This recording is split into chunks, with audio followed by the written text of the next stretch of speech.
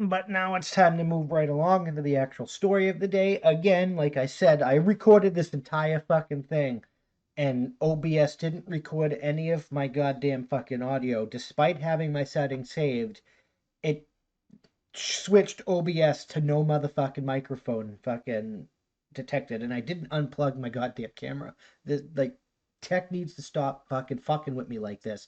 Like, even YouTube and BitChute wouldn't let me put fucking titles on the clips earlier.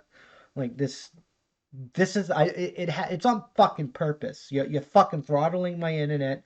You're throttling fucking shadow banning, and it's fucking garbage. This shit needs to end. But anyway, we're talking about the U.S. market crash, so let's get right into this. America is headed for a market crash. Washington deserves the blame, and they really do. It is Washington's fault. Predicting economic booms and busts is often an exercise of futility. Back in the fall of 2019, when the U.S. economy was flying high, who could have foreseen the economic crisis? I mean, lots of people. Government lockdowns and fear caused by the COVID-19 pandemic.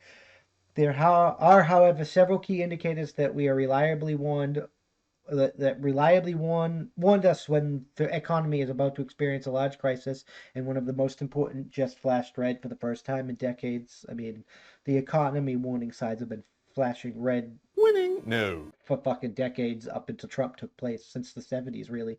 According to the data from U.S. Department of Housing and Urban Development HUD, the median sales price for houses sold in the United States is the second quarter of 2021 was 374,900, the highest figure ever recorded, and a 4.51% increase compared to the final quarter of 2020. They're pricing all of us millennials out of the goddamn housing market. At the end of the second quarter of 2020, just 1 year ago, the median sales price was $322,600. This means the median sale price increased by a whopping $52,300 in only 12 months, a 16% increase. That is ridiculous. It's been higher though. According to HUD data, because this is the last time the housing prices increased by 16% or more in a single year was in 1987, 34 years ago. They're pricing people out of the market so these fucking stupid groups like fucking BlackRock and shit can come in and buy up all the goddamn fucking properties for the Great Reset garbage. Because then you have to fucking rent them, and they can charge whatever the goddamn amount they want because they own everything, and you need to have a fucking roof over your head, and you can become a fucking poor serf class again. I hope you have fucking your taxes for fucking sheriff of the Nottingham, because he's coming for him. Friendly neighborhood This tax doesn't always mean a collector. full-blown recession is right around the corner, but it does typically indicate that at the very least a correction is necessary. Considering the three other times in recent history when housing prices increased at rates similar to today's, the most important historical example is the 1973-74 crash. The period was marked by high inflation that touched almost every part of the U.S. economy, a problem America is once again facing. In 1973, median house prices increased by more than 16% over a 12-month period. From the start of 1973 to the end of 1974, the stock market plummeted by 46%. Unemployment soared, reaching 8.5% in the May of 1975. It's getting that way again. Winning? No.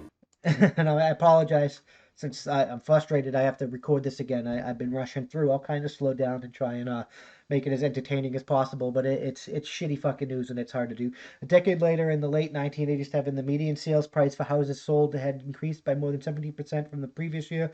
During the same period, the stock market experienced one of its largest crashes in history, dropping 22% in one day. Housing sales soon went a steep decline that didn't fully recover into the 1990s. It This is all part of the goddamn reset. There's no way you're going to tell me, and everybody that's contributed to this should be arrested and trialed for intentionally causing harm to society. From the end of 2001 to the first quarter of 2007, housing prices rocketed upward, fueled in the large part by those Federal Reserve monetary prices, regulatory changes, and risky lending practices by financial institutions, all of which are still concerns today.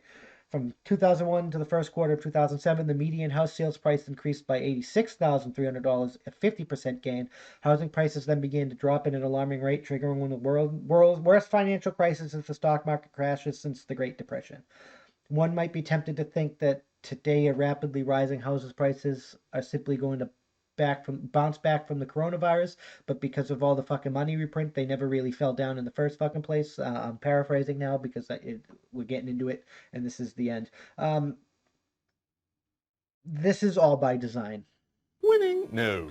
If you make the housing prices too large for regular people to afford them, these fucking huge fucking conglomerate property companies can buy up the fucking price and then they can rent back to you.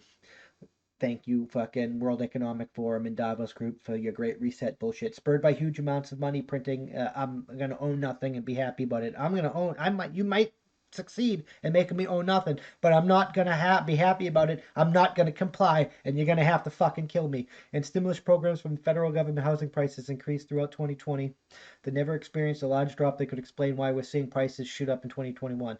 The primary cause of rising house prices is not a mystery. Since the start of the coronavirus pandemic, the Federal Reserves and federal government have kept interest rates at rock bottom levels, creating trillions of new dollars and encouraged financial institutions to make riskier loans as a way to keep the economy afloat. The Fed and the national government had never been created this much money in such a short period. These policies have resulted in rampant economic distortions across a variety of important industries. These distortions have made homes and everyday goods and services more expensive than ever. The hyperinflation is fucking crazy. There were places where gas was over $5. And now it's still over $3 and $4 in some places. All thanks to these fucking economic policies that contribute to the fucking Great Reset that were made fucking against the actual science when the science says that they're the fucking most disastrous thing you can fucking do. We're still fucking doing these stupid things. This is all done on purpose, and all of the domestic people that are fucking pushing this and that are contributing to this, they need to be arrested and trialed for treason and prosecuted at the highest level of our laws. Winning? Which is usually death by firing squad for that level of crime. And if they're foreigners, they need to be arrested and trialed for fucking war crimes and also fucking punished by the highest decree of our laws, because that's how fucking winning is done. And we need to restore freedom, and we need to end this bullshit. We need to end this fucking whole fucking transfer of wealth from the fucking lower and middle class to the most wealthy motherfuckers in the world. Winning? No. So we can own nothing and be happy about it, but they can own everything and be happy about it. I'm not a fucking serf. You're gonna have to fucking kill me. I'm just fucking saying.